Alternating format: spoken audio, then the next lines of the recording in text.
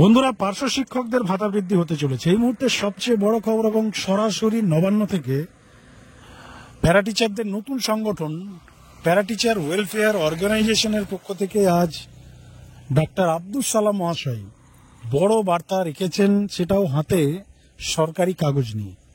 সরকারি কাগজ নিয়ে তিনি আজকে লাইভ করেছেন এবং সেই লাইভে তিনি অনলাইন আনন্দ উল্লাস করেছেন বেশ কিছু পার্শ্ব শিক্ষকদের সাথে। অর্থাৎ সেই সংগঠনের কিছু পার্শ্ব শিক্ষক আপনাদের পরিচিত, আবার অনেকে হয়তো চেনেন না, তাদেরকে সামনে রেখে লাইভে এসে তিনি আগাম অ্যাডভান্স বার্তা দিয়েছেন যে সবকিছু হয়ে গেছে এবং এই মুহূর্তে যে খেলা শুরু হয়েছে সেটা হচ্ছে ক্রেডিট নেওয়ার খেলা। এবং তিনি সরাসরি তোপ দেখেছেন আজকে পশ্চিমবঙ্গ তৃণমূল পার্শ্ব শিক্ষক সমিতির নেতা রবিউল ইসলাম এবং তৃণমূল পার্শ্ব শিক্ষক সমিতির বি টিমের নেতা মহিদুল ইসলামের নেতৃত্বে যে আরেকটা নতুন সংগঠন তৈরি হয়েছিল 2021 সালের পর তৃণমূল পার্শ্ব শিক্ষক সমিতির নামেই, সেলিম পাইক মহাশয়, তাকেও তিনি তোপ দেখেছেন এবং বলেছেন, মানে একজন দাড়িওয়ালা অভিষেক বন্দ্যোপাধ্যায়ের সঙ্গে ছবি নিয়ে তিনিও অনেক কিছু বলছেন।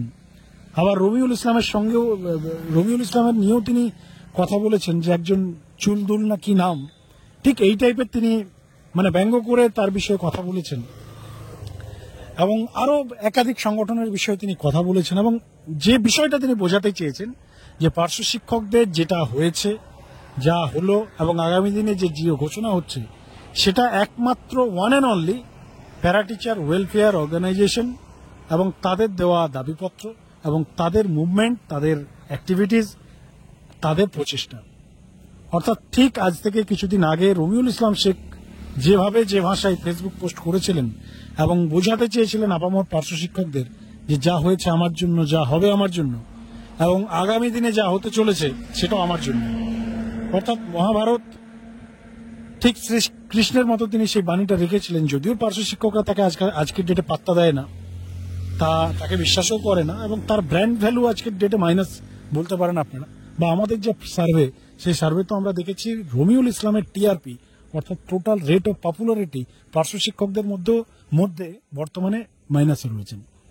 খুব হাতে গোনা কিছু চাটুকারী পার্শ্ব শিক্ষক শিক্ষিকা বাদ দিয়ে তাকে সেইভাবে কেউ অ্যাকসেপ্ট করে না। তো এই সিচুয়েশনে দাঁড়িয়ে বন্ধুরা যে আপডেট আমরা নিয়ে এসেছি সেটা হচ্ছে সরাসরি নবান্ন থেকে যে আপডেট উঠে এসছে। গতকাল আপনারা জানেন বেশ কিছু মিডিয়া হাউসে এই খবরটা আসে, মুখ্যমন্ত্রী নবান্নের 14 তলার নাম আপনারা শুনেছেন। গতকালকে 12 তলার একটা খবর আছে, 12 তলায় অর্থ দপ্তর রয়েছে, সেখানে মুখ্যমন্ত্রী যান এবং তারপরেই খবর চলে আসে তিনি নাকি পার্শ্ব শিক্ষকদের যে ফাইল, সেই ফাইলকে অনুমোদন বা ছাড়পত্র দিয়ে দিয়েছে। সেই ফাইলে নাকি তিনি সাইন করেছেন এবং তার সাইন করা মানেই বুঝতেই পারছেন সমস্ত কিছু গ্রিন সিগন্যাল, যেটার অপেক্ষা এতদিন পর্যন্ত করছিল পার্শ্ব শিক্ষক সমাজ, বা যে খবর এতদিন পর্যন্ত যে রুমার্স চলছিল যে সবকিছু রেডি, শুধুমাত্র মুখ্যমন্ত্রী গ্রিন সিগন্যালের অপেক্ষা, অর্থাৎ মুখ্যমন্ত্রীর সবুজ সংকেতের অপেক্ষা। সেই অপেক্ষার অবসানটাও গতকালকে হয়েছে। আর আজ থেকে শুরু হয়ে গেছে বন্ধুরা ক্রেডিট নেওয়ার খেলা।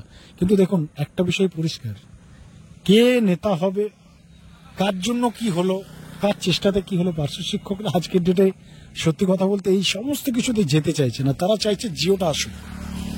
জিও যতক্ষণ না আসছে ততক্ষণ পর্যন্ত এই ভাষণবাজি, এই লাইভ ভিডিও, এই ফেসবুক পোস্ট, এই আমার জন্য হয়েছে, এই আমার সংগঠন এই করেছে, এই যে ক্রেডিটের খেলা, এই যে আগাম বার্তা, অ্যাডভান্স বার্তা, এই যে মানে হওয়ার আগেই যে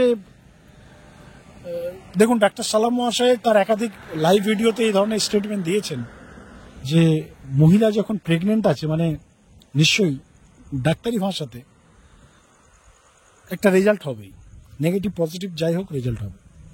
কিন্তু বিষয় হচ্ছে রেজাল্ট না হওয়ার আগেই এই যে ঢাকঢোল পেটানো শুরু হয়ে গেছে, বোম ফাটানো থেকে শুরু করে মিষ্টিমুখ থেকে শুরু করে সেলিব্রেশনের যে বিষয়গুলো শুরু হয়ে গেছে, সেটা কি আদৌ মানে বর্তমান সময়ে কতটা প্র্যাকটিক্যাল, কতটা বাস্তবসম্মত এবং আদৌ কি মানুষ হওয়ার আগেই সেলিব্রেশন শুরু করে না হওয়ার পরে করে? এখনো পর্যন্ত বন্ধুরা আপনাদেরকে আমরা জানিয়ে রাখি, আমাদের কাছে যা রিপোর্টিং আছে, যা আপডেট আছে, পশ্চিমবঙ্গ সরকার, তৃণমূল কংগ্রেস, পশ্চিমবঙ্গ সরকারের মেশিনারি বিগত 15 বছরের যে ট্র্যাক রেকর্ড, অর্থাৎ 2011 সালের পর কখন কি হবে, কখন কি বদলে যাবে, কখন কি অঘটন ঘটবে বলা মুশকিল।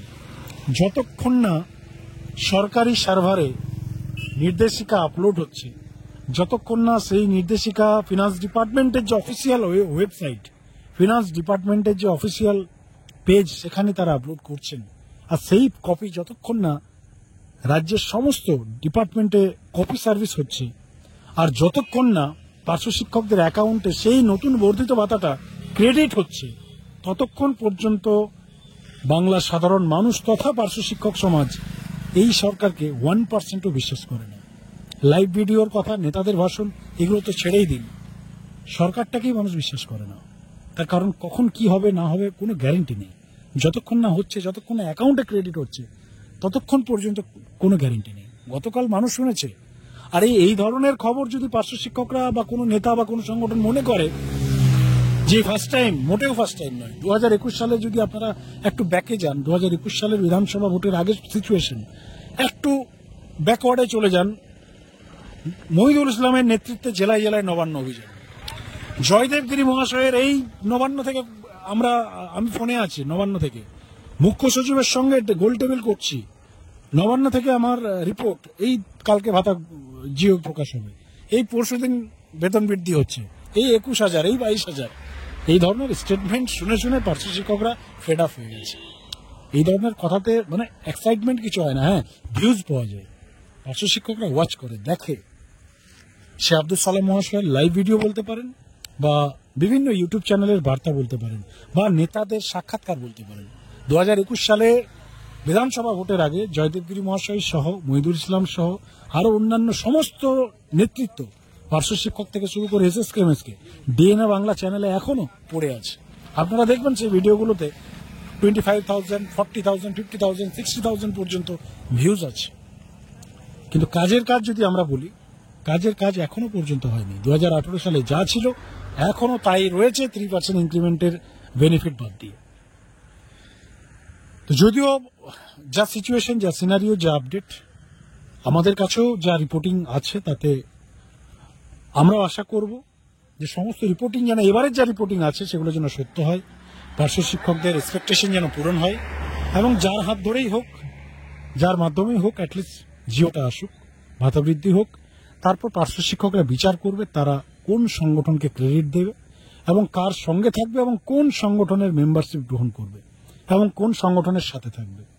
তবে এইটুকু পরিষ্কার, পশ্চিমবাংলার বুকে যতই বড় সংগঠন হোক, যতই বড় নেতা হোক, এবং যেই নেতৃত্ব দিক না কেন, কোন রাস্তার কর্মসূচিতে আজকের ডেটেও যদি আহ্বান করা হয়, ভাতা বৃদ্ধির ললিপপ বাদ দিয়ে, নেতাজি ইন্ডোরের স্টেডিয়ামের ভাতা বৃদ্ধির ললিপপের প্রোগ্রাম বাদ দিয়ে আদার্স কোনো কর্মসূচিতে যদি কোনো নেতা ডাকে, 2 থেকে 5,000, তার বেশি যাবে নাকি। বন্ধুরা, আজকের এই বিষয় নিয়ে অবশ্যই আপনারা আমাদের কমেন্ট সেকশনে লিখে জানান, এবং আমরা আশা করব আগামী 1 সপ্তাহের মধ্যে ভাতা বৃদ্ধির জিও আসুক। কারণ যদি এটা ডিলে হয়, মুখ্যমন্ত্রীর যেখানে গ্রিন সিগন্যাল হয়ে গেছে, এই বিষয়গুলো যদি আরো ডিলে হয়, তার মানে বুঝতে হবে যে কোথাও গন্ডগোল পাকানোর চেষ্টা হতে পারে, চান্সেস রয়েছে। কারণ যেভাবে ক্রেডিট নেওয়ার খেলা শুরু হচ্ছে, সেখানে একটা বিষয় পরিষ্কার, শাসক দলের যে সংগঠন, তারা কিন্তু চুপ করে বসে থাকবে না, তারা চেষ্টা করবে বিষয়টা তাদের আয়ত্তে আনার, এবং ফুল ক্রেডিট গোজ টু যেন তৃণমূল পার্শ্ব শিক্ষক সমিতির ব্যানারে হয়, সেটা তারা চেষ্টা করবে।